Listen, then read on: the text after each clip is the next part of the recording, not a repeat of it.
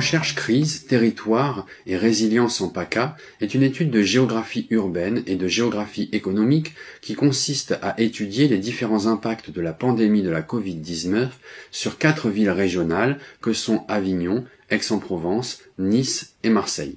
Soutenu par la MMSH et par le laboratoire TELEM d'Aix-Marseille Université, notre objectif était de comparer les capacités de résilience de ces 4 villes face au confinement et à l'arrêt de l'économie.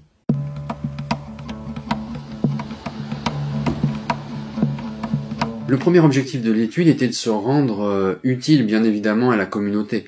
Nous étions différents chercheurs à se parler et nous avons décidé de mobiliser les sciences géographiques, régionales et de l'aménagement pour comprendre ce qui était en train de se passer dans notre société. En quelques jours, la France s'était arrêtée de vivre, en tout cas de sortir, et nous étions dans une situation que le président de la République qualifiait d'état de guerre.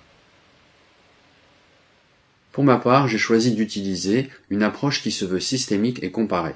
En envisageant la ville comme un organisme socio-urbain qui fait système, celui-ci est caractérisé à un moment T, en tout cas peut l'être, par une crise qui va être révélatrice des vulnérabilités et déboucher sur un certain nombre de mécanismes de résilience. Cette approche systémique permet d'étudier au mieux les jeux d'acteurs, leur mobilisation et en quoi ils peuvent permettre de faire émerger un certain nombre d'innovations sociales.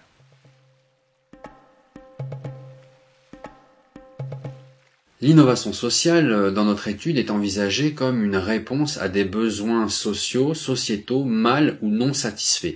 En l'occurrence, dans le cas de la pandémie de la Covid-19, il s'agissait de la pénurie de masques et de visières dont souffraient les personnels hospitaliers, et en matière d'alimentation, il s'agissait pour toute une partie de la population, paupérisée par l'arrêt de l'économie, de trouver des solutions pour se restaurer.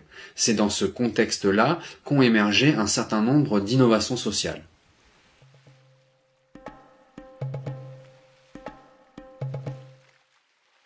Un premier exemple d'innovation sociale est celui qui a été pratiqué par le Fab Lab des Arts et Métiers.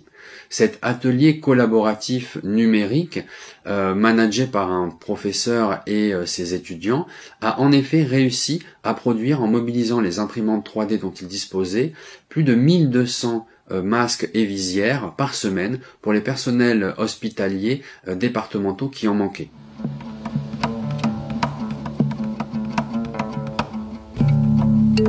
Dans une autre optique, non moins essentielle que le matériel médical, puisqu'il s'agit de l'alimentation, avec le confinement, dans le département, plus de 1500 étudiants étrangers ou en situation difficile n'ont pu quitter leur CTU et leur logement étudiant. Ils se sont donc retrouvés dans des situations sociales difficiles et au plus fort de la crise, ce sont plus de 3000 étudiants qui ont été fortement ou très fortement impactés par la crise économique et qui ont eu besoin d'aide. Face à ce constat d'extrême urgence, un certain nombre d'étudiants se sont mobilisés. En se basant sur l'expérience de l'Agorae, une épicerie solidaire et sociale étudiante, ils ont réussi à organiser la distribution de 600 à 700 paniers alimentaires les 2 premières semaines du confinement. Rapidement, c'est 1,6 tonne de nourriture qui a été distribuée chaque semaine aux étudiants en difficulté. Dans leur action solidaire, les étudiants ont été évidemment aidés par un certain nombre de citoyens et de structures. La banque alimentaire a fourni une partie des stocks, des restaurateurs également sont venus prêter main forte, 150 étudiants bénévoles se sont mobilisés pour organiser la distribution et l'organisation des paniers alimentaires. La mairie d'Aix-en-Provence, qui va également prêter un local et dont les élus en partie vont faire des dons sous forme de mécénat.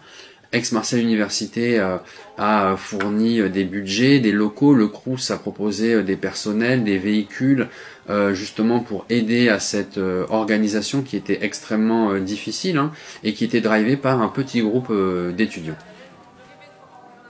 Au milieu du mois d'avril, ce sont plus de 1500 colis alimentaires qui sont distribués dans toutes les cités universitaires de la métropole. Les étudiants ont développé une véritable logistique avec réseaux sociaux, sites internet, équipes de collecte et de distribution alimentaire. Ils ont véritablement fait acte d'innovation sociale en identifiant et en répondant à des vulnérabilités territoriales et en faisant acte de résilience.